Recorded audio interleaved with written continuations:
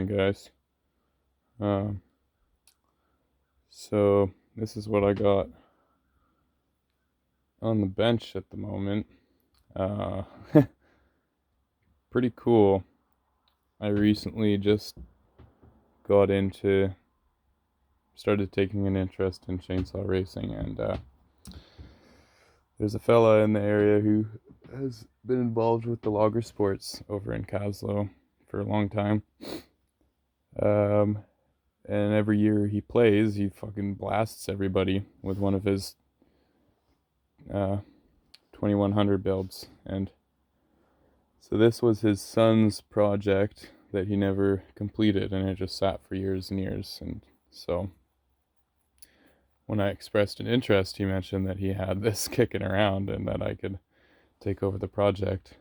So that's really cool. So it wasn't running. I did some carb Frankensteinian and figured out how to get it running. Mismatching parts from carbs. The diaphragms aren't new or anything, so I'll be looking for some of those. I had to bend this so that it could clear the case. And one thing I noticed that was really cool. One sec. Let me dig through my pockets here for a Poonin screwdriver. Poonin. Oh, it's not in my pocket. Huh. Oh, it's not in my pocket. Where did I put it? It's like maybe it's in my cutting bag.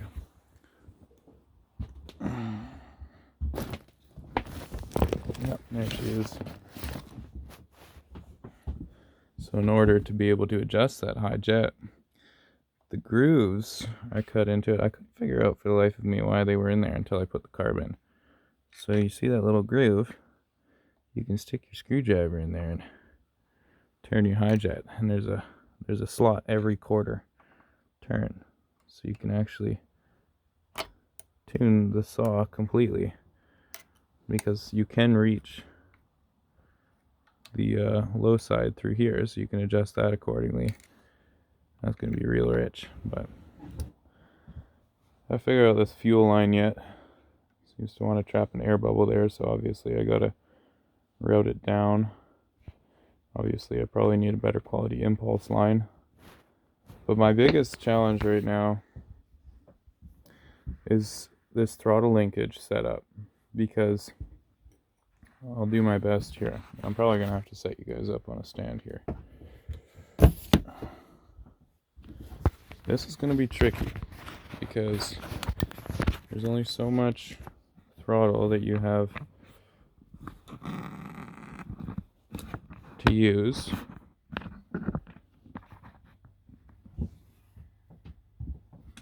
So that's the extent of it right there. Now there's maybe another couple millimeters that I can gain by building up. Hang on, did I not flick on the shop light? Oh, it's not plugged in. That's right. I'll get some light here. I don't want to make this a super long video. So there's a lever that comes down and pushes on this other lever, basically, on a cam sort of type deal, I guess, and it pushes it forward. So if I raise up the point where that first lever contacts that cam just a little bit, I'll get another millimeter out of it, but it's still not going to be enough. I'll show you what I mean. So I've already modified this a little bit because it wasn't set up right. So that's in the carb. And if I push it all the way forward, it stops there, right? Wide open throttle is all the way up there. See that? It's another like 4 or 5 millimeters. And I can't think of a way at the moment so that this, like how to bend this so that it somehow covers more distance the more farther forward it goes. I feel like there's some sort of way that I can bend this, like I'm saying, so that when it hits a certain angle, it actually becomes longer. But I don't know. I could be wrong. But yeah, so that's what I'm tinkering with right now. But it fired up for me. I was able to get on the pipe a little bit, you know. He has the intake polished, and the grinding's pretty rudimentary, so I don't know. But as I tinker with this, I'm going to try different styles. I'm probably going to rough up the intake, because that seems to be pretty beneficial, or at least that's the consensus, and figure out the timing numbers. I don't think a timing wheel's ever been put on one of his builds before. They just, you know, do old school tricks, and really his chain sharpening is where I think he's really pulling in the wins. His chains are pretty interesting looking. Yeah, so maybe if I get all my ducks in a row, I'll be able to run this at the Logger Sports thing, which should be pretty cool. So that's what I'm up to today as far as saw projects, and I'm gonna get that 07 boxed up and shipped out today or tomorrow. And then this is the chain that I'm gonna actually build a race chain out of. So it is 404, so there is that. But it's really nice chain, old school stuff.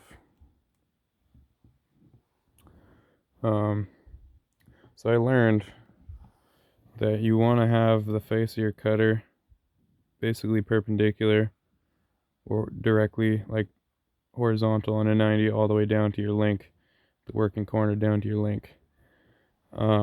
You don't want it hooked forward at all. Another thing is you can only take your tooth, the optimal position is just before the center of this rear rivet here, so that your cutter edge, right? Because you take back the cutter edge all the way to, like I was saying, the optimal point is just before the center of this rivet. Otherwise, it'll cause your tooth to rock backwards. Another thing that can cause your tooth to rock backwards is actually the angle of the raker. So his raker gauge is actually flat, so that it rides the wood instead of this top piece biting and then pushing the chain. It's automatically going to want to rock the cutter forward because of that angle that it's riding.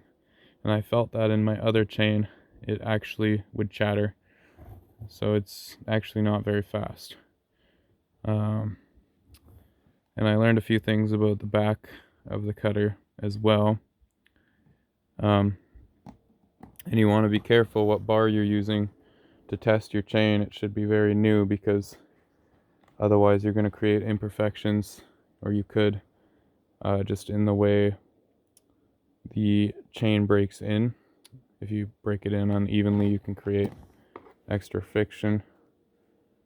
Yeah, anyway, I'm learning. So I'm gonna go to town and I'm gonna get robbed for one of those 6-sided square files. Hopefully it's good quality. Hi, buddy. What's happening? Want to say hi to the people? Hey, everybody. My name's Bear. Yeah, I'm a pretty good boy too. Can you sit? Good boy, bud. Yeah, he's a good boy.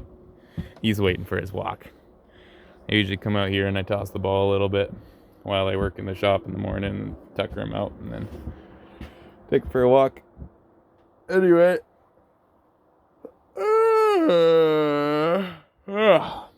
Have a good morning, fellas.